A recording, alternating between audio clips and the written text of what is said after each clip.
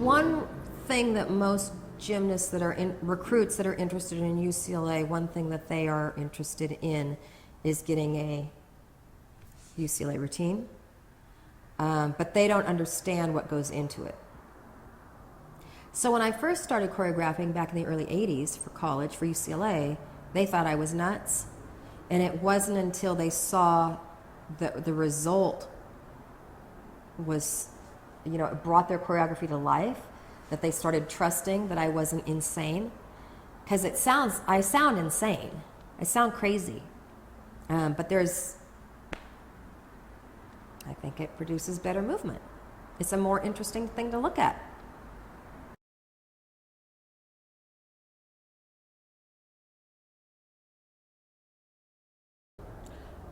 I like to collaborate much more than I like to do things solo, even when I'm working at SeaWorld.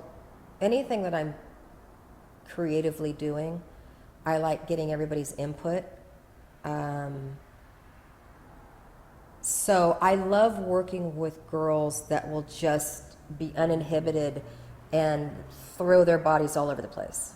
I don't like getting so specific and, on this count you're doing this, and on this count you're doing that, and this arm goes like that. And the routines that turn out the best are the ones that I will say, give them a type of a movement to do, and then they do it their own, and then I say, remember that, because that is then authentic to their movement type. So the routines this year, we talked to Sadiqa about her being Calypso. Vanessa's character is that of like a 1950s, 1960s saloon performer, like in a bar, in a dusky bar, because singers in those small, intimate places always seem to have a sense of humor and related well to their audience. And if you watch the subtleties in Vanessa's routine, there's some humor in there, so there's some satire. And it's really hard to pull off satire. It's often overdone, comedy. But that's really Vanessa's personality. She's not an outgoing personality. She's much more subtle, but she has a really funny sense of humor, a very funny, subtle sense of humor. And so I choreographed that into her routine. And if you watch the beginning of it, it just starts off and she just drops to the ground, and it's really body when she starts, and then she goes into this little, and she, the whole movement is just the here, and then look at the audience a little bit, and how she tilts her head, and that's the little subtleness that comes out. She does her first tumbling pass, and then she stops, and then she trickles her hands up her legs like this, and that's her rolling up her little skirt, and then she throws it down because she's being this little tease. Maddie's routine, which we won't see again, but Maddie the music was from The Fifth Element, and she was an alien. And you see it in parts of her choreography where she drops back into this deep arch, and then she comes up just with her neck, and it looks like her neck is coming out of her chest area. And she looks sideways, and she drops back down. And she did that character very, very well. Dana is Lisbeth from The Girl with the Dragon Tattoo. And when I first choreographed it, I told her not to smile at all, but I didn't think it read well. So now I've switched it to having her smile in it, but I make sure that she wears really dramatic makeup and red lipstick. It cracks me up because now before she's on floor, before she salutes the judge, one of the girls, I think it's Pangs, she pulls out the lipstick and Dana puts the red lipstick on. It's a dark maroon red to get her just into, and it's all very, it's aggressive, violent movement. There's one part of it before her last pass where she just goes like that. And and she would go like this. And I'm like, no. You are gouging someone's eyes out to save your life. She does it very well now.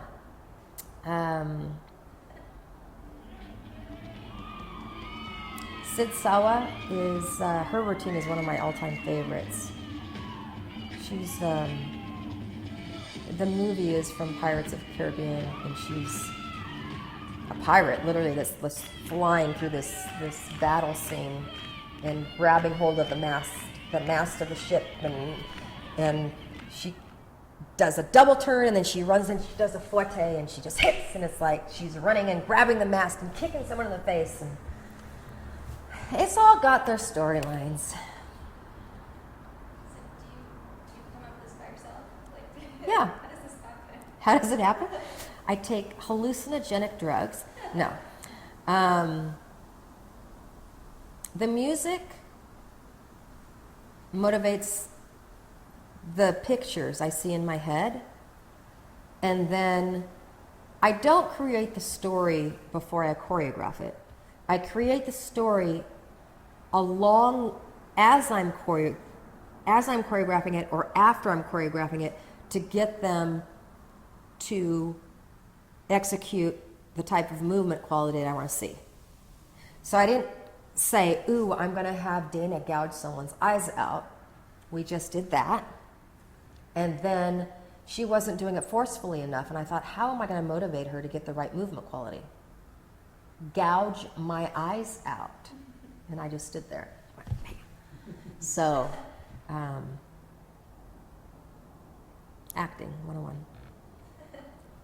The hardest part about choreographing for college is coming up with different styles so that everybody doesn't look alike.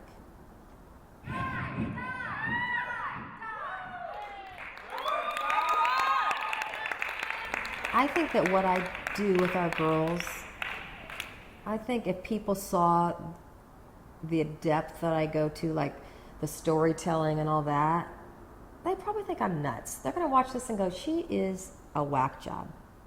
But that's just me. That's just how I do things. I don't know how to do it any other way. And I wouldn't do it. If I had to do it a different way, I wouldn't do it. I'd go do something else. I work the same with the girls on beam. I don't give them a story, but I make sure that that their face is beaming, because I believe that it's acting 101. And if you start with this, it's going to permeate through your body, and it's going to release you to just be radiant. And if you, in your head, if you're thinking, okay, I have to stay on the beam. Okay, I need to get my hips up on my back handspring into my layout. And it's, you get this tightness. That tightness in your face is going to permeate through your body. Show me confident and joyful. And that's up here. It permeates through your body. So I would have to say that I probably achieve the same results that other coaches achieve.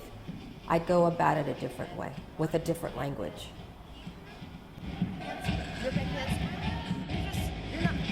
My husband we were talking about retirement the other day, and how many more years, and on and on and on. And I wasn't even thinking about years. I wasn't thinking about finances. I was adding up how many more routines that meant that I would be choreographing. It's like dog years. I counted choreographed floor routines. And choreograph a beam routine is torture, because it's not three-dimensional.